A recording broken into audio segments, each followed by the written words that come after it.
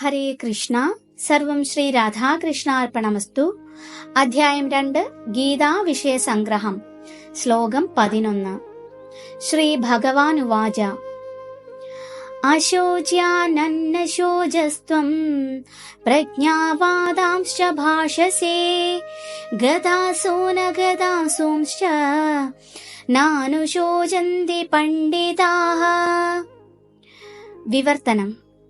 ശ്രീ ഭഗവാൻ പറഞ്ഞു, നീ ബുദ്ധിമാന്മാരെ പോലെ സംസാരിക്കുന്നുവെങ്കിലും ആവശ്യമില്ലാത്തവയെ ചൊല്ലി ദുഃഖിക്കുകയും ചെയ്യുന്നു. ബുദ്ധിമാന്മാർ ജീവിക്കുന്നവരെ ചൊല്ലിയാകട്ടെ മരിച്ചവരെ ചൊല്ലിയാകട്ടെ വിലപിക്കാറില്ല. ഭാവാർത്ഥം. അദ്ദേഹത്തെ പരോക്ഷമായി വിഡ്ഢി എന്ന് വിളിച്ചുകൊണ്ട് ഭഗവാൻ ഉടനെ തന്നെ ഗുരുവിന്റെ നിലപാടെടുത്ത് അർജുനനെ ശാസിക്കുന്നു. നീ ഒരു ബുദ്ധിമാനെ പോലെ സംസാരിക്കുന്നു. അതേസമയം അറിവുള്ളവരാരും ദേഹം എന്താണെന്നും ആത്മാവ് എന്താണെന്നും ഗ്രഹിച്ചിട്ടുള്ളവരാരും ജീവിക്കുന്നതോ മരിച്ചതോ ആയ ശരീരത്തെപ്പറ്റി വ്യസനിക്കാറില്ല. അറിവ് എന്നാൽ പദാർത്ഥത്തിനെയും ജീവാത്മാവിനെയും രണ്ടിന്റെയും നിയന്താവായ പരമപുരുഷനെയും കുറിച്ചുള്ള ജ്ഞാനമാണെന്ന് അടുത്ത അധ്യായങ്ങളിൽ വിശദീകരിക്കപ്പെടുന്നുണ്ട്. മതപരങ്ങളായ പ്രമാണങ്ങൾക്ക് സാമൂഹ്യ രാഷ്ട്രീയ സിദ്ധാന്തങ്ങളെക്കാൾ പ്രാധാന്യം നൽകേണ്ടതാണെന്നത്രേ അർജുനന്റെ വാദം. പദാർത്ഥം, ജീവൻ, പരമാത്മാവ് എന്നിവയെക്കുറിച്ചുള്ള വിജ്ഞാനത്തിന് മത അനുശാസനങ്ങളെക്കാൾ പ്രാധാന്യമുണ്ടെന്ന് അദ്ദേഹം മനസ്സിലാക്കുന്നില്ല. ആ അറിവില്ലാത്ത നിലയ്ക്ക് അർജുനൻ താനൊരു വിജ്ഞാനിയാണെന്ന് ഭാവിക്കേണ്ടിയിരുന്നില്ല. അങ്ങനെ ഒരു ബുദ്ധിശാലിയാകാതിരുന്നതിനാലാണ് ദുഃഖത്തിന്റെ ആവശ്യമില്ലാത്ത ഒന്നിനെ ചൊല്ലി അദ്ദേഹത്തിന് വിലപിക്കാനിടവന്നത്. ഇന്നല്ലെങ്കിൽ നാളെ മണ്ണടിയാൻ വിധിക്കപ്പെട്ടിട്ടുള്ളതാണ് ശരീരം. ആത്മാവിനെ പോലെ പ്രാധാന്യം ശരീരത്തിനില്ല. ഇതറിഞ്ഞ ആ വ്യക്തി ശരിക്കും വിജ്ഞാനിയാണ്. ഭൗതിക ശരീരത്തിന്റെ അവസ്ഥാന്തരങ്ങൾ എന്തായാലും അയാൾക്ക് വ്യസനിക്കാൻ വകയില്ല. ശ്ലോകം 12. ന ത്വേവാഹം ജാതുനാസം ന ത്വം നേമേ ജനാധിപാഃ ന ചൈവ ന ഭവിഷ്യാമഃ സർവേ വയമതഃ പരം. വിവർത്തനം. ഞാൻ ഇല്ലാതിരുന്ന ഒരു കാലം ഉണ്ടായിട്ടേയില്ല. അതുപോലെ നീയും ഈ കാണുന്ന രാജാക്കന്മാരുമെല്ലാം എന്നും ഉണ്ടായിരുന്നു. ഒരിക്കലും നാം ആരും ഇല്ലാതാവുകയുമില്ല. ഭാവാർത്ഥം. വേദങ്ങളിൽ ഖഡോപനിഷത്തും ശ്വേതാശ്വതരോപനിഷത്തും പറയുന്നു, സർവേശ്വരനായ കൃഷ്ണൻ എണ്ണമറ്റ ജീവാത്മാക്കളെ അവരവരുടെ കർമ്മങ്ങൾക്കും അവ ഉളവാക്കുന്ന പ്രതികരണങ്ങൾക്ക് അനുയോജ്യങ്ങളായ വ്യത്യസ്ത പരിതസ്ഥിതികളിൽ പുലർത്തിപ്പോരുന്നു. ആ സർവേശ്വരൻ തന്നെ തന്റെ സമ്പൂർണ്ണ അംശങ്ങളായി ഓരോ ജീവസത്തയുടെയും ഹൃദയത്തിൽ കുടികൊള്ളുന്നുമുണ്ട്. ഉള്ളിലും പുറത്തും ഒരേ പരമപുരുഷനെ കാണാൻ കഴിവുള്ള സാധുജനങ്ങൾക്ക് പരിപൂർണവും ശാശ്വതവുമായ സമാധാനം ലഭിക്കൂ. നിത്യോ നിത്യാനാം ചേതനശ്ചേതനാനാം മേഘോ ബഹുനാം യോ വിദധാതി കാമാൻ തമാത്മസ്ഥം യേനു പശ്യന്തി ധീരാ സ്തേഷാം ശാന്തി ശാശ്വതി നേതരേഷാം. ഖഡോപനിഷത്ത് 2:2-13. അർജുനന് നൽകപ്പെട്ട ഈ വൈദിക സത്യം വലിയ പണ്ഡിതന്മാരെന്ന് ഭാവിക്കുകയും എന്നാൽ വളരെ കുറച്ചു മാത്രം അറിയുകയും ചെയ്യുന്നവരായി ലോകത്തിലുള്ള എല്ലാ പേർക്കും നൽകപ്പെട്ടിട്ടുള്ളതാണ്. അർജുനനും യുദ്ധരംഗത്തുള്ള മറ്റനേകം രാജാക്കന്മാരും താൻ തന്നെയും ശാശ്വതരായ ജീവവ്യക്തികളാണെന്നും അസംഖ്യം ജീവാത്മാക്കളെ അവരുടെ ബദ്ധാവസ്ഥയിലും മുക്താവസ്ഥയിലും താൻ എന്നും സംരക്ഷിച്ചു പോരുന്നു എന്നും ഭഗവാൻ സ്പഷ്ടമായി പറയുന്നു. സർവോത്കൃഷ്ടനായ വ്യക്തിയാണ് പരമദിവ്യോത്തമ പുരുഷനായ കൃഷ്ണൻ. ഭഗവാന്റെ സനാതന സുഹൃത്തായ അർജുനനും പോർനിലത്ത് ഒത്തുചേർന്നിട്ടുള്ള രാജാക്കന്മാരും ശാശ്വത വ്യക്തികൾ തന്നെ. അവരാരും മുൻകാലത്ത് ജീവിക്കാത്തവരോ മേലിൽ ശാശ്വതത്വം നഷ്ടപ്പെടുന്നവരോ അല്ല. അവരുടെ വ്യക്തിത്വം പണ്ടേ ഉള്ളതാണ്.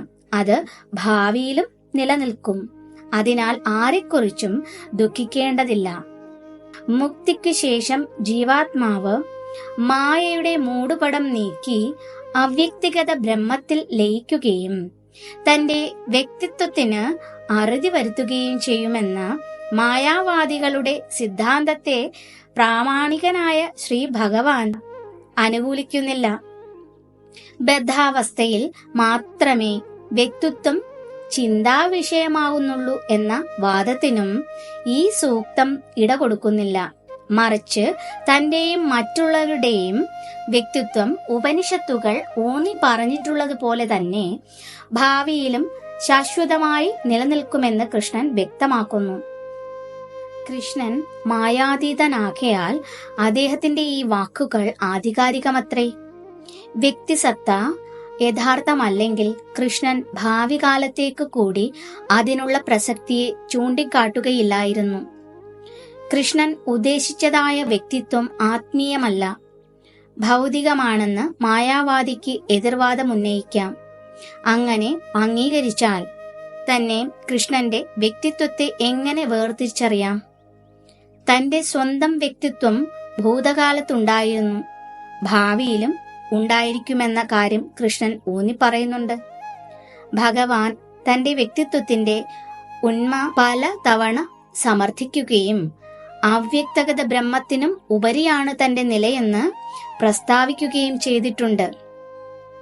ഭഗവത്ഗീതയിലുടനീളം അദ്ദേഹം പ്രഖ്യാപിച്ചിട്ടുള്ളത് തന്റെ ആത്മീയ വ്യക്തിത്വത്തെയാണ്. വ്യക്തിത്വബോധത്തോടെ ബദ്ധാവസ്ഥയിൽ കഴിയുന്ന ഒരാളാണ് കൃഷ്ണൻ എന്ന് നാം കരുതുകയാണെങ്കിൽ ഭഗവത്ഗീതയ്ക്ക് ഒരു ആധികാരിക ഗ്രന്ഥത്തിന്റെ മൂല്യമില്ലെന്ന് വരും. മാനുഷിക ദൗർബല്യമായ 4 ദോഷങ്ങളോട് കൂടിയ ഒരു സാധാരണ മനുഷ്യന് കേൾക്കാൻ യോഗ്യമായതൊന്നും പഠിപ്പിക്കാനാവില്ല. അത്തരത്തിലുള്ള സാഹിത്യത്തിൽ നിന്ന് എത്രയോ ഉയർന്നു നിൽക്കുന്നതാണ് ഭഗവത്ഗീത. ഭൗതിക ഗ്രന്ഥങ്ങൾക്കൊന്നും തന്നെ ഭഗവത്ഗീതയോട് കിടനിൽക്കാനാവുന്നതല്ല. കൃഷ്ണനെ ഒരു സാധാരണ മനുഷ്യനായി കണക്കാക്കുന്ന പക്ഷം ഭഗവത്ഗീതയ്ക്കുള്ള ഈ പ്രാധാന്യം നഷ്ടപ്പെടും. ഈ ശ്ലോകത്തിൽ പ്രയോഗിച്ചിട്ടുള്ള ബഹുവചനം മാമൂലുകൾക്കനുസൃതമാണെന്നും അത് ശരീരത്തെ കുറിക്കുന്നതാണെന്നും മായാവാദികൾ തർക്കിച്ചേക്കാം. എന്നാൽ ദേഹാത്മഭാവത്തെ കഴിഞ്ഞ ശ്ലോകങ്ങളിൽ ഖണ്ഡിച്ചിട്ടുണ്ടല്ലോ. ജീവാത്മാക്കളുടെ ദേഹാത്മഭാവത്തെ തള്ളിപ്പറഞ്ഞതിനു ശേഷം ശരീരത്തെക്കുറിച്ച് മാമൂലുകൾക്കനുസൃതമായി പിന്നെയും അത്തരത്തിൽ പ്രസ്താവിക്കാൻ കൃഷ്ണൻ എങ്ങനെ കഴിയും? അതുകൊണ്ട് ആധ്യാത്മിക തലത്തിലാണ് വ്യക്തിഭാവം നിലനിൽക്കുന്നത്.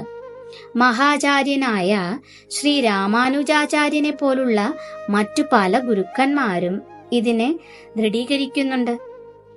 ഈ ആത്മീയ വ്യക്തിത്വം ഭഗവത് ഭക്തർക്ക് മാത്രമേ മനസ്സിലാവുകയുള്ളൂ എന്ന് ഭഗവത്ഗീതയിൽ പലയിടത്തും സ്പഷ്ടമാക്കിയിട്ടുണ്ട്.